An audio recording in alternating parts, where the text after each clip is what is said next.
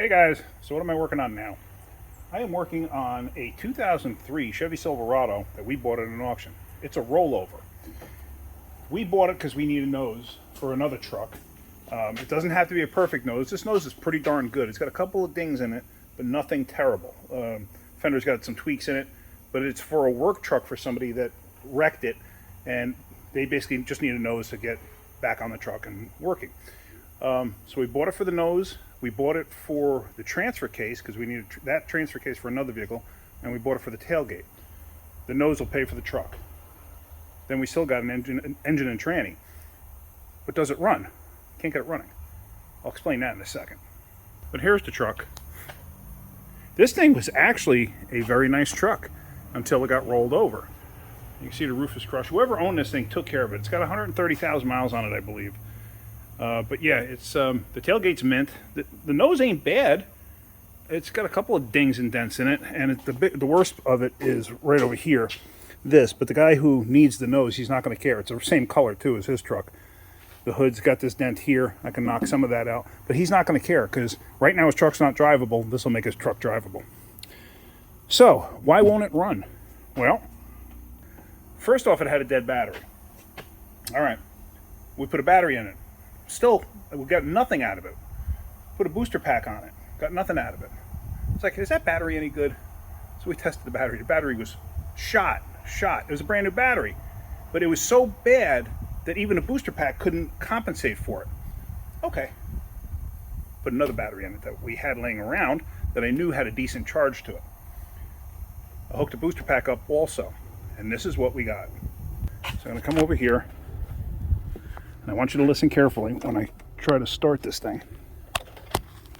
You can see the lights came on. Okay, listen. Oops. Of course, now it's not doing anything. Oh, great. I wonder why it's not doing anything now. Well, what it was doing was going clunk, clunk. Like, all right.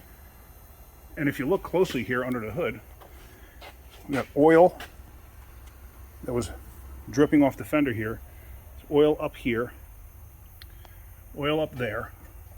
We put 3 quarts of oil in it to get it to where it needs to be.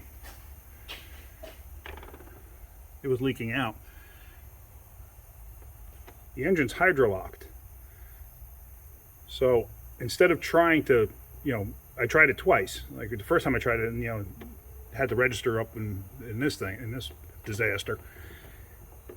And I did it again, and I realized, hey, the motor's hydrolocked, so I don't want to do it again. I could do it one more time for the video. You can do it a couple times. You don't want to do it too much. That's for darn sure. And it's like, I just hit it and then let go, and I was like, okay, that's more than enough.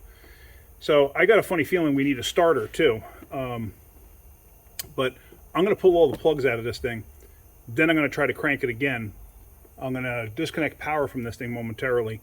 Because thinking maybe, I don't know, maybe the computer saw something. That's why it's not allowing it to crank right now. I don't know. Maybe it saw an excessive load, whatever. I'll disconnect it just for the time being. But I'm going to pull all the plugs out, and then let's crank it. Let's see what comes out of this motor. I got a funny feeling it's got 1 or 2 cylinders full of oil. So let's go ahead and do that. Now to get to the plugs, we wound up pulling off the inner fender liners. I find that taking the inner fender liners out makes your life just so much easier. I already pulled the wires off. As you can see, they're all right there. The back one's a little bit of a pain, but they're all right there. It's not terrible. Like I said, and to get the inner fender liner out, you just have a bunch of push pins, and then the whole thing comes right out. I mean, how difficult is it now? They're right there. So Mo's working on the other side. We're going to get all the plugs out and see if the starter's any good too. I pulled the number 2 plug out, which is the first plug on the right side, and look at that. Oil is just pouring out.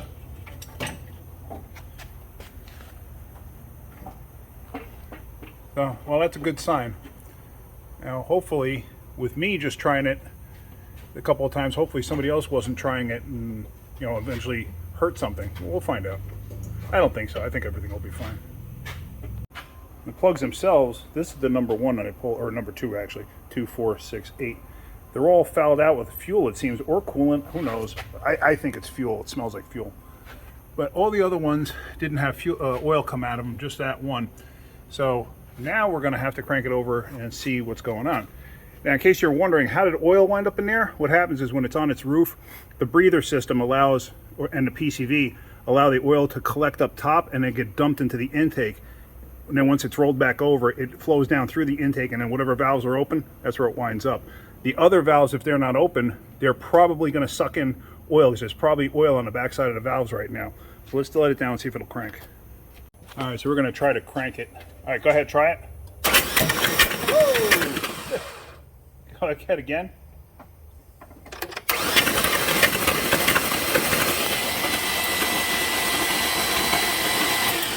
Yeah, we got a mess. But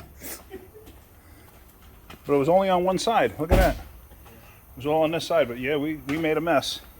Wow, look at that. It sprayed all over the place.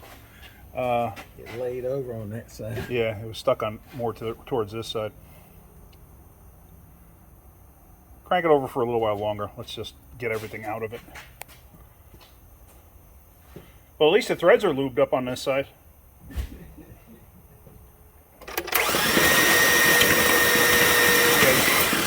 Keep going.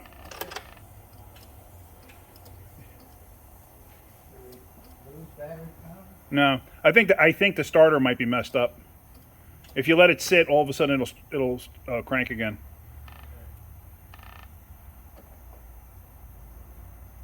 Or at least it might. No?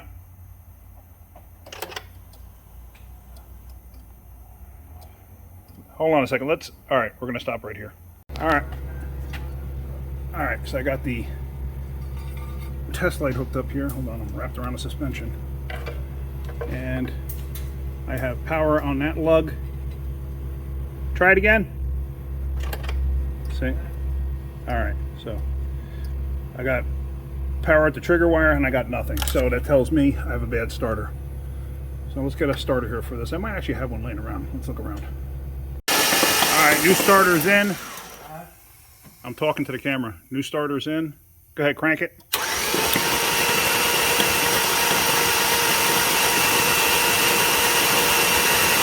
All right, that's good. Just wanted to flush out any oil and stuff that was in there. So now we're going to put the plugs back in it. Then we're going to push it outside and fire it up, because this thing's going to smoke like a banshee. Now all I'm doing here is I'm going to spray out these spark plugs with electrical cleaner. This stuff. The reason I'm doing that and not putting plugs in it, I just want to make sure the motor's okay. And the truck will run fine like this, or at least it should. And we're going to just stick these back in the holes and fire this thing up.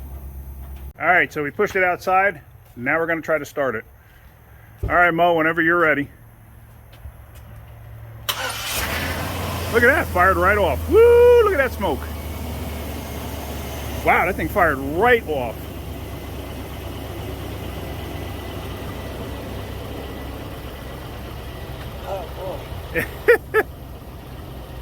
Stand right in the middle of that. That's like cologne for you, ain't it?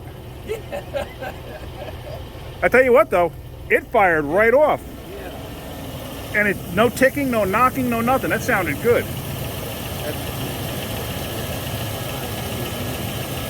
I would shift it into gears and stuff like that, and then recheck the tranny fluid before you take it up the road.